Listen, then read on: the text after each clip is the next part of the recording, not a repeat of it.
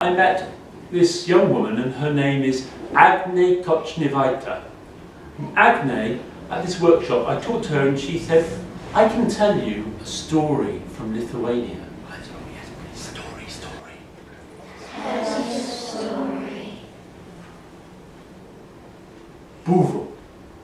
Once, in Lithuania, there lived a girl, and her name was Egle, fir tree. And Egle lived with her 12 older brothers and her 2 older sisters, and her father and her mother. They lived on a farm. One day, Egle went with her sisters to the lake to bathe. And there they splashed and played in the water, and when she got out to get dressed, she found that in her dress, there on the side of the lake, there was a snake.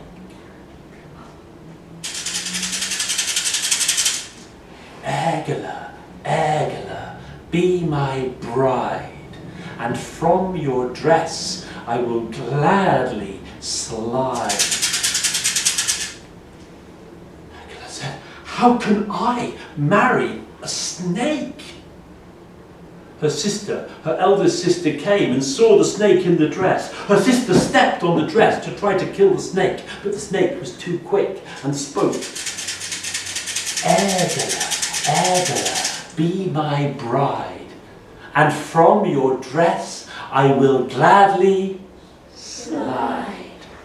No, I will not marry a snake. My father would never hear of it. This could never be. And again, her eldest sister stamped on the dress to kill the snake, but the snake wriggled free and said once more, Egle, Egle, be my bride, and from your dress I will gladly slide. Egle said, what can I say? Oh, snake, I must have my dress. I will be your bride. And the snake wriggled out of the sleeve of the dress and away between the trees. And Egle took her dress and put it on and returned home with her 2 older sisters. And they said nothing to her father and mother. 3 days later, out of the forest, a team of wriggling snakes emerged, and behind them they pulled a finely carved carriage.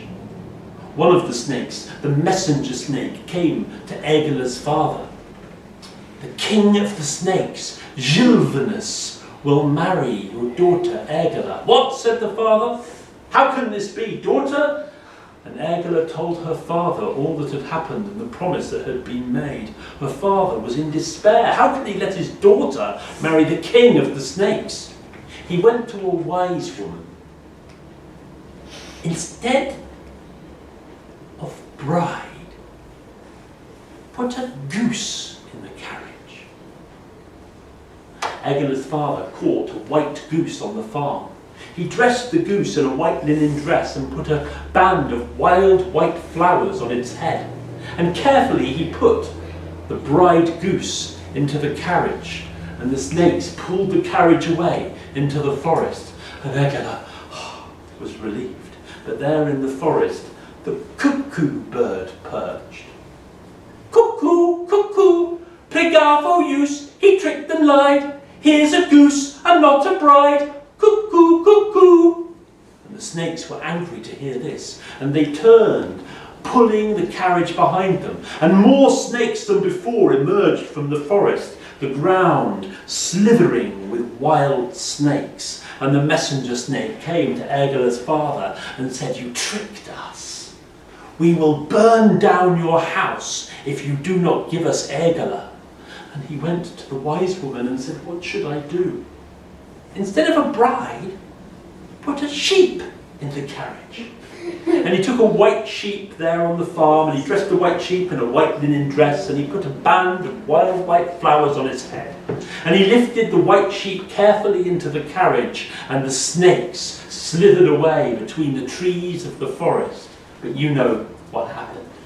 They came past the cuckoo, and the cuckoo sang, cuckoo, cuckoo, bravo use, he tricked and lied. Here's a sheep and not a bride. Cuckoo, cuckoo. And the snakes were furious. They had been tricked again, and they turned, and in great number they swarmed back out of the forest. The ground was thick with snakes. They moved everywhere as if the ground itself were made of slithering snake. And the messenger came to the father and said, "You have tricked us again. We will bring famine and destruction to the land unless you give us Egle." And the father, he went to the wise woman. He did not want to release his youngest daughter into the snake's hands. Instead of a bride, put a white cow in the carriage. And he found his whitest cow, and on the horns he set the band of wild white flowers and a large white linen dress over that cow, and he lifted the cow with great effort onto the carriage, and the carriage was drawn away by the mass of snakes into the forest. But there in the forest, cuckoo, cuckoo, brigavo, you see tricked and lied. Here's a cow and not a bride. Cuckoo, cuckoo. And now the snakes, in fury and ready for vengeance to wreak havoc on the land, returned.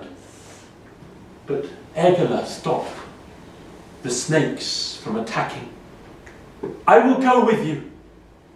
I will be the bride to Gilvanus, king of the snakes.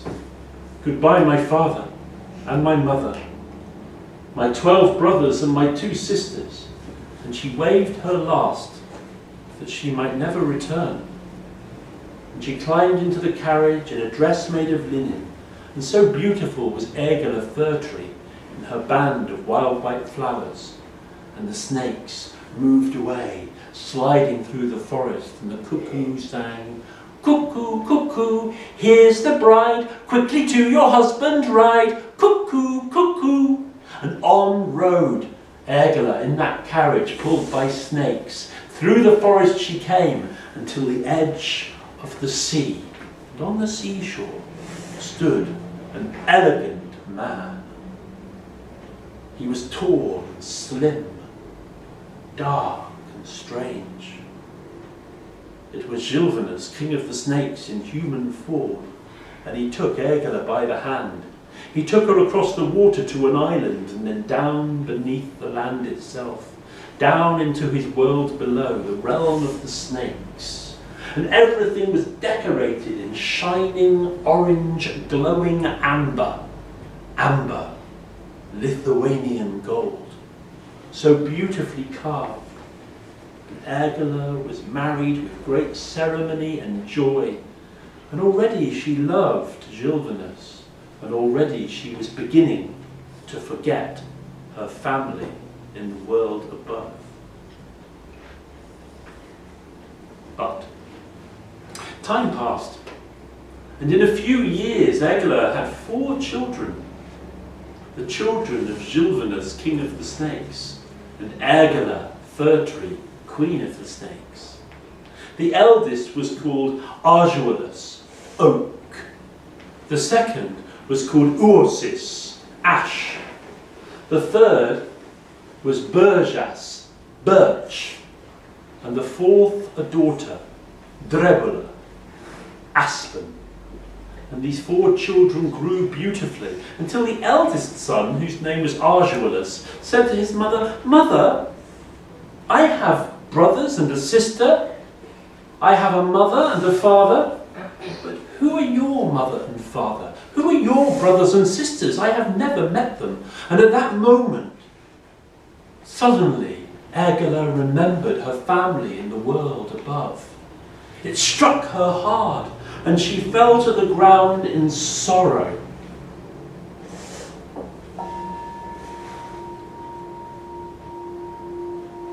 Pity, pity me, how I'm longing to see my long-forgotten father, my long-forgotten mother, oh my mother. Pity, pity me, how I'm longing to see my long-forgotten brothers, my long-forgotten sisters, my sisters. And Gilvanus came and said, "Wife, why are you so sad? Oh, husband, let me go with my children to the world above." I miss my mother, my father, my brothers, my sisters. Oh, let me go and visit. Gilvanus, king of the snakes, knew that if he let her go, he may never see her again. When you have spun this tuft of raw silk into a fine skein of silk, then you can go. There is the spinning wheel. And Egle gladly took the tuft of raw silk and put it by the spinning wheel and threaded it onto the spindle.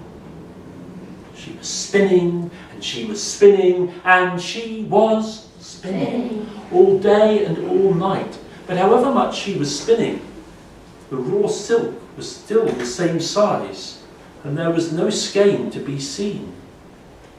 Oh, she was so sad. She worked so hard, her fingers were beginning to bleed. And she lay down on the ground and she sang again. Pity, pity me, how I'm longing to see my long-forgotten father, my long-forgotten mother, oh my mother. Pity, pity me, how I'm longing to see my long-forgotten brothers, my long-forgotten sisters, oh my sisters. And as she sang, there appeared beside her a strange witch. Child, why are you so sad? Oh, witch, I cannot spin this tuft of raw silk. It will not be spun. Take it, said the witch, and toss it in the fire. The enchantment will be broken.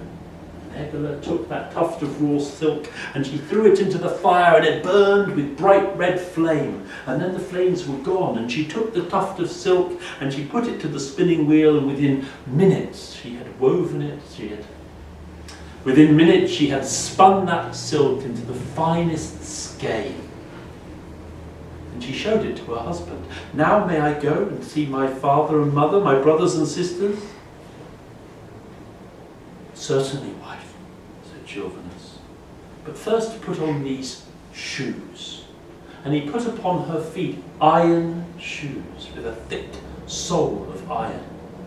When you have worn the soles away, then you may go and visit your family. Well, Egle, she had these shoes and they were heavy. And she stepped away from her husband and she walked, but there was no mark upon the soles of the iron shoes. She scraped the soles against the hard stone, but they would not be scored. She danced and span and twisted, but however far she walked, there was no scratch upon the soles of the iron-soled shoes. And she sat down and she wept.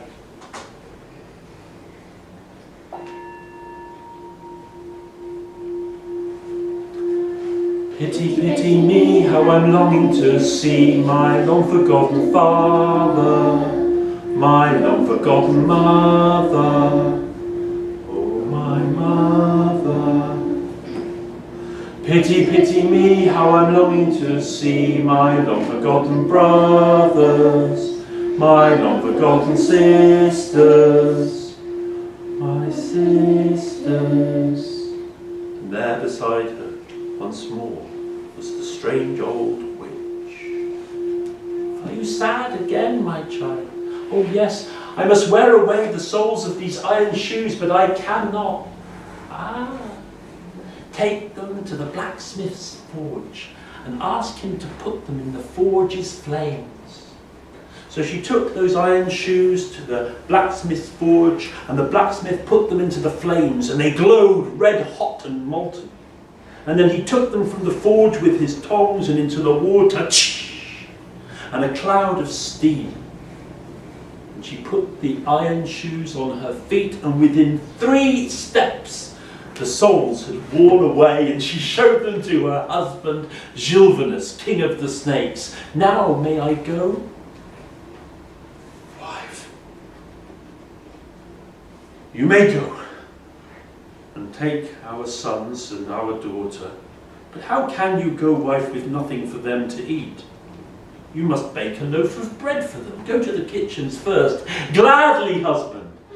And Egle, she ran down to the kitchens, and she found that all of the containers, all of the pots and the pans, all of the bowls had been removed.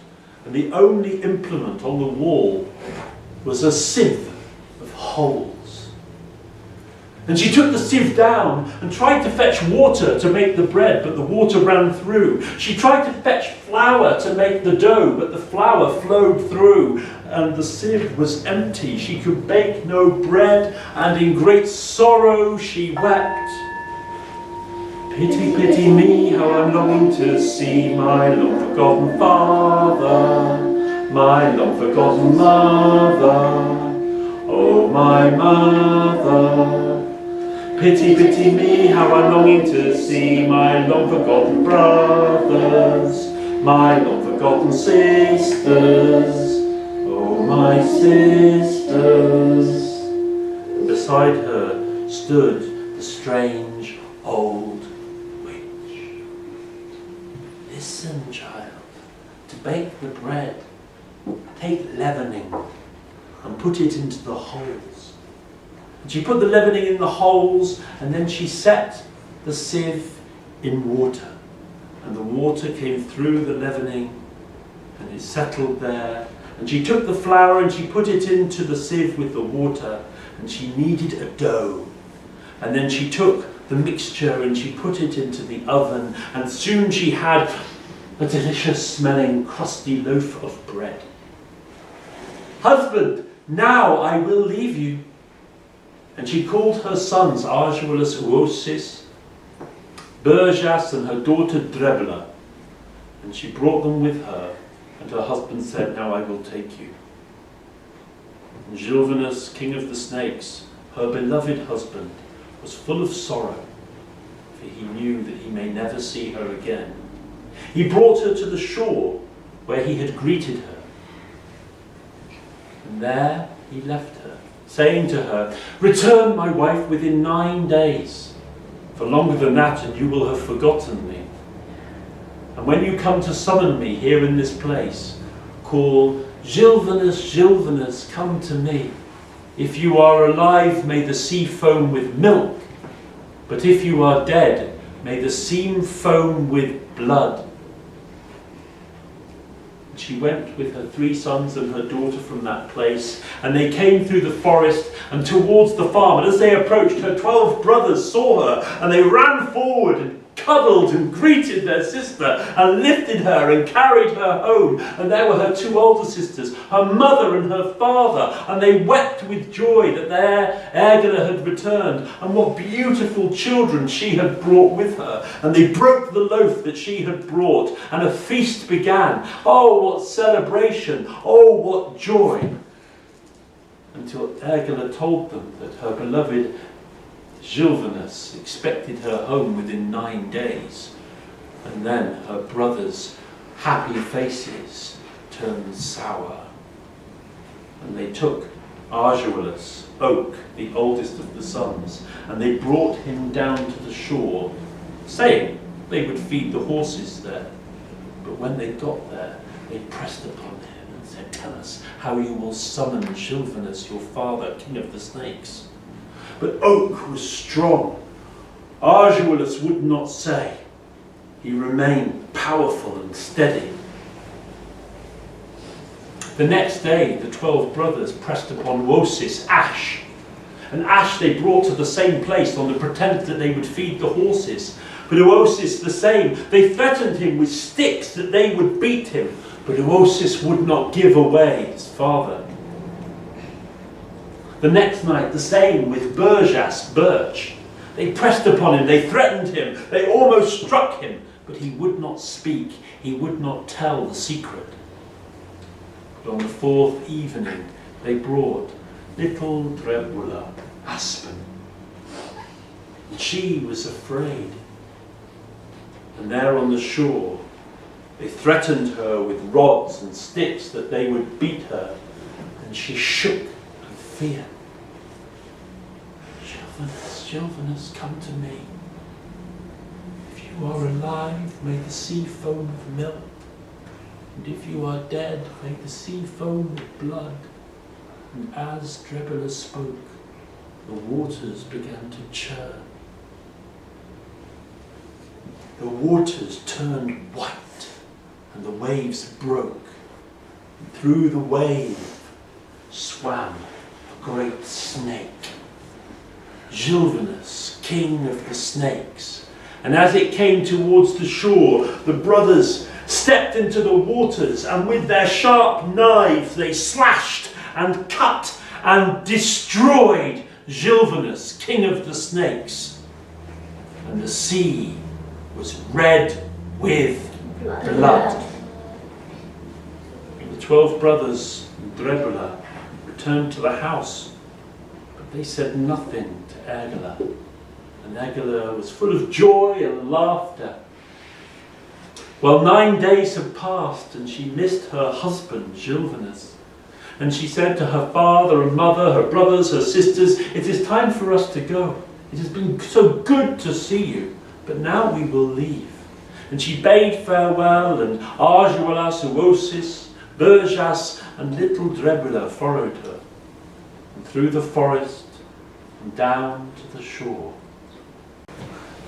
And she called, "Gilvanus, Gilvanus, come to me. If you are alive, may the sea foam with milk. If you are dead, may the sea foam with blood." And as she spoke, the sea that was calm became disturbed. Waves rose higher and higher and crashed upon the shore. The clouds gathered in the sky, and a great storm broke. And as she watched, the sea swelled up and was red with blood. Egle knew that Gilvanus was dead.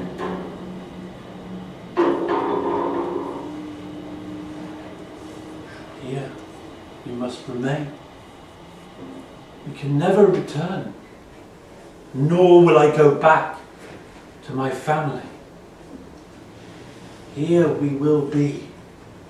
You, my eldest son, Arjuelas, I turn you to an oak tree. My second, Uosis, I turn you to ash tree. Berjas, you will be birch tree. You will stand strong, the three of you. But you, my youngest, my daughter Drebula, who betrayed your father, there you will stand weak and frail, and in the slightest breeze you will shiver, and your leaves will shake. For you betrayed your father, and always give the secrets away. I myself will be the fir tree. And so the 5 were turned to trees that stood upon the shores of Lithuania, and became the great trees of the land of Lithuania. The oak, the ash, the birch, the aspen, and the fir tree. Egle.